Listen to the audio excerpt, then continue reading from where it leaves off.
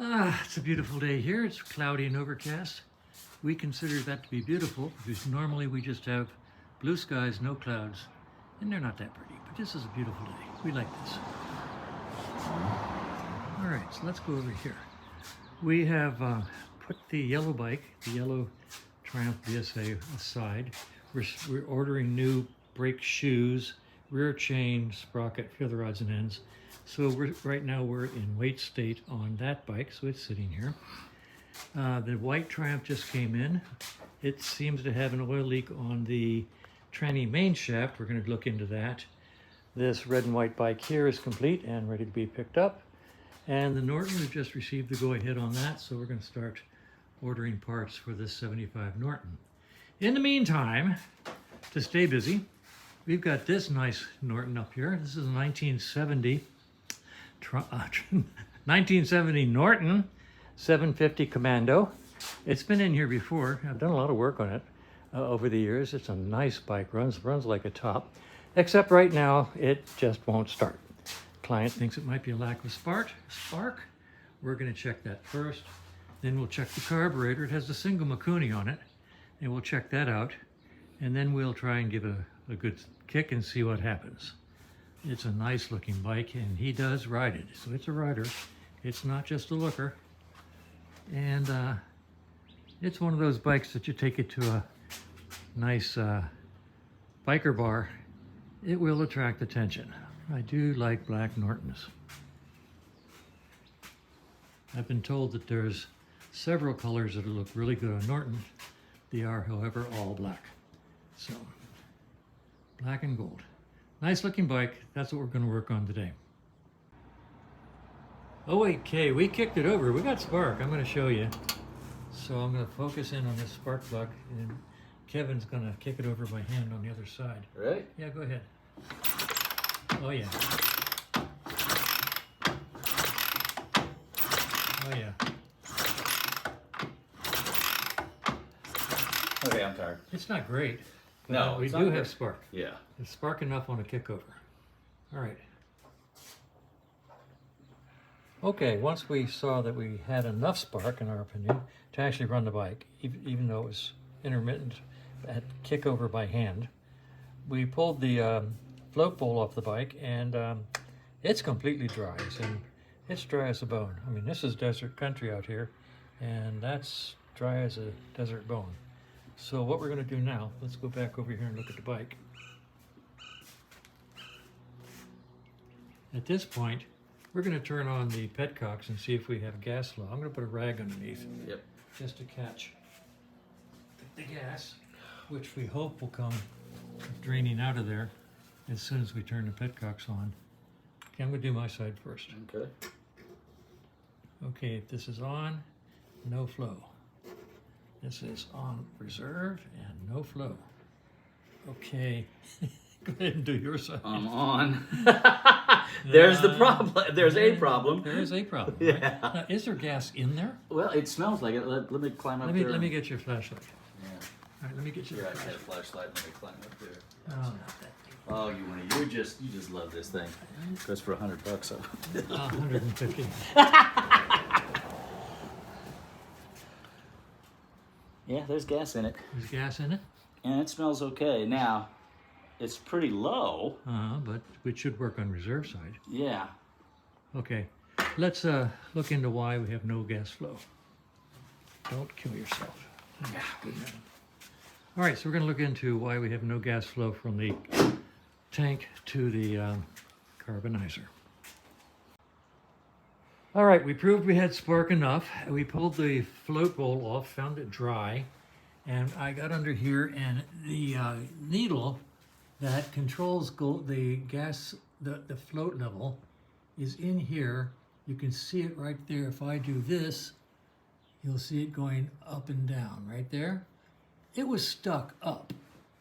So we pulled it down, we've loosened it up. And now, Kevin, go ahead and hit the gas.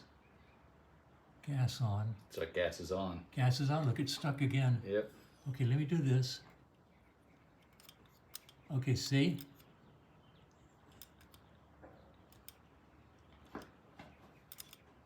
Still got it. Okay, so basically that needle's sticking, and we're going to clean that and see if we get a good gas flow out of it. Let me put my gas on this side.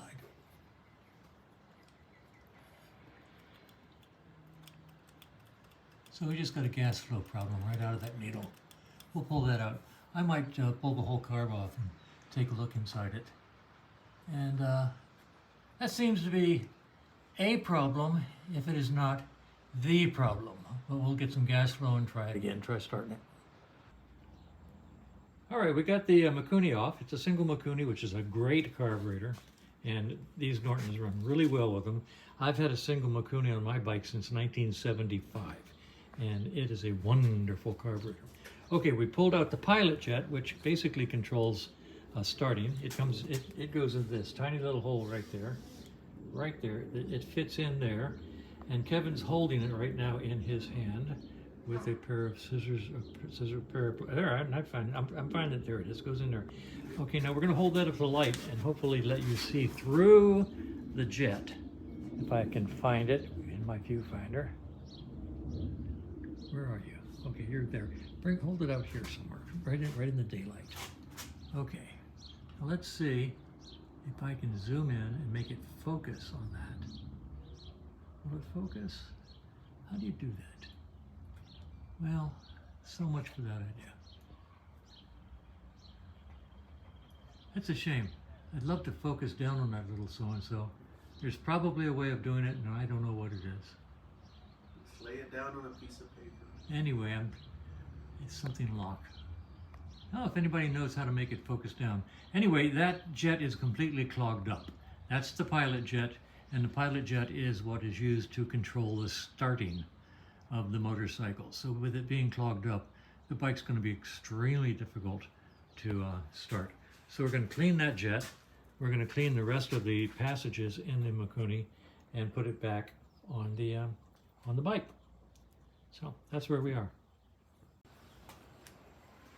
Okay, so we got the carburetor float bowl off. It was completely dry. This float was stuck. This float is not. So the floats are now stuck.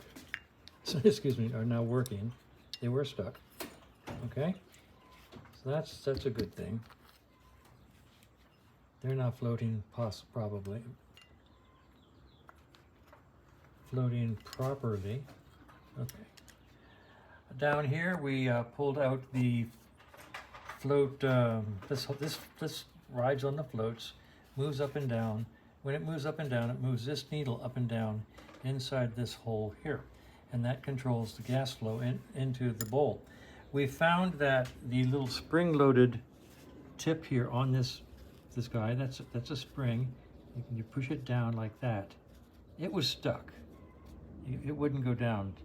So that was stuck. That could be part of the stickiness. We cleaned that out with some cleaner, some degreaser. It's now nice and loose. So we'll put that back in there. We pulled out the pilot jet as we showed you and cleaned that out. So that's all the way clean now. And frankly, we're going to put the carb back together now. And we've got spark, we'll have gas, and I think we're going to have a bike that'll start just fine, thank you. So that's where we are. We're going to put things together now and try again. All right, so we just basically looked at the bike and caressed it and cussed it, and we're going to try another kick. Let's see. Okay, give her a shot.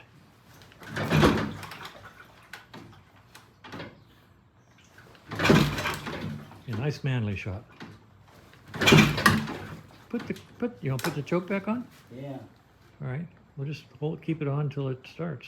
Come on now. Try that on. There we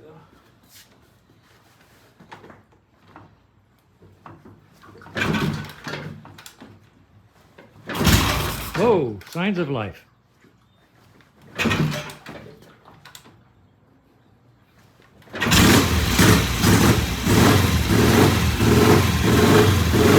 Okay, keep it running.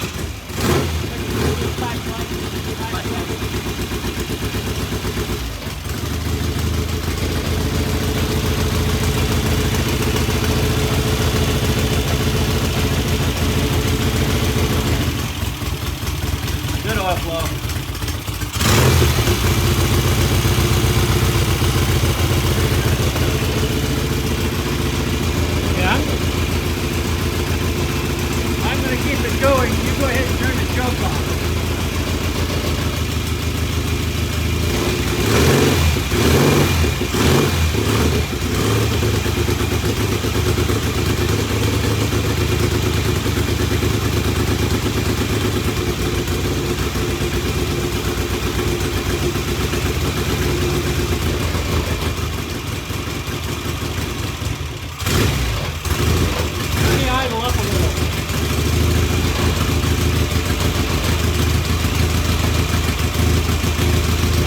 start.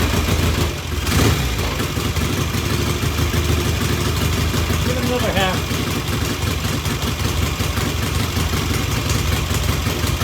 Are you on the idle or the pilot jet?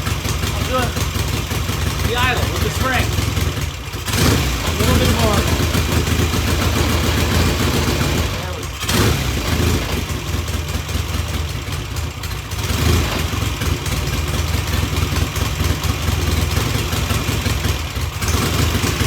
I've got it. You can't even hear it going up. I'm turning it all the way in.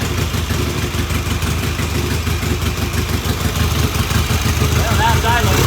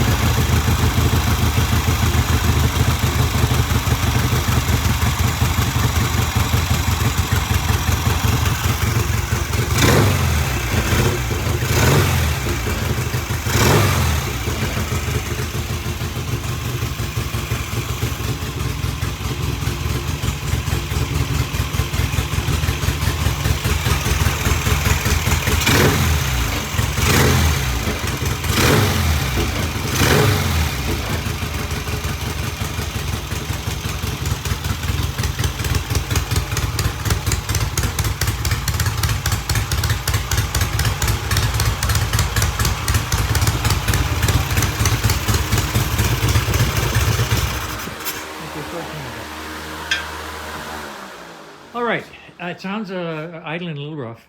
I'm going to adjust the pilot air mixture, the idle speed, and basically check it all over. But basically, I have this theory that after a bike, shall we say, sleeps for a year or two, which this one did, when you start them up, they have to learn how to remember to be a motorcycle. You know, they haven't been doing much, and they're saying, hey, what's happening? And they need time to wake up, realize that they are a motorcycle, and hey, let's start running really good and go have some fun. And that's just my psychological results of 20 years of saying, wake up, motorcycle, and eventually they do. So I'm going to do a little fine tuning and see how it goes. We got good oil flow, the bike started, and I think we'll put some fresher gas in. Okay, put a couple of more gallons on top of that. Even though the gas in it smells okay, we're going to add a little more. All right, I adjusted the idle mixture. I adjusted the idle speed. It sounds really good. Rev's great. Nice and clean. Comes off by idle beautifully. It says it's idling about 1,500 RPM, but I don't believe it.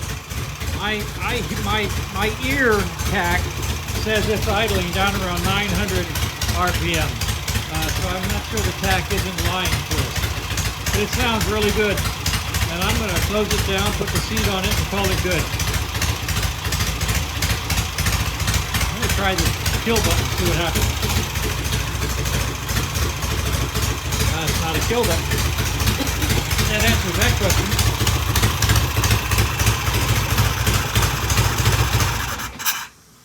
Okay, I'm going to put the seat on and ride it up. Let it sit overnight. And What's that? let it sit overnight and Try it in the kick morning? in the morning, yeah.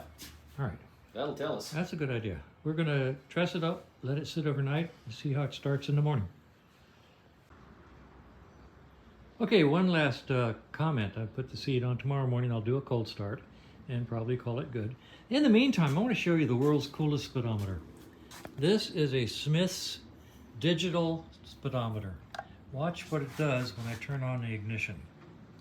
Let me zoom in here a little bit. Get that reflection out of there. Turning on the ignition now. And there's the mileage, 276, since we put that speedometer on it. Isn't that cool? This is the only replacement speedometer for the original mechanical Smiths that I recommend. All the other ones I've tried, all the Guaranteed to fit. Never did fit. All of the OEM uh, reproduction, they didn't fit.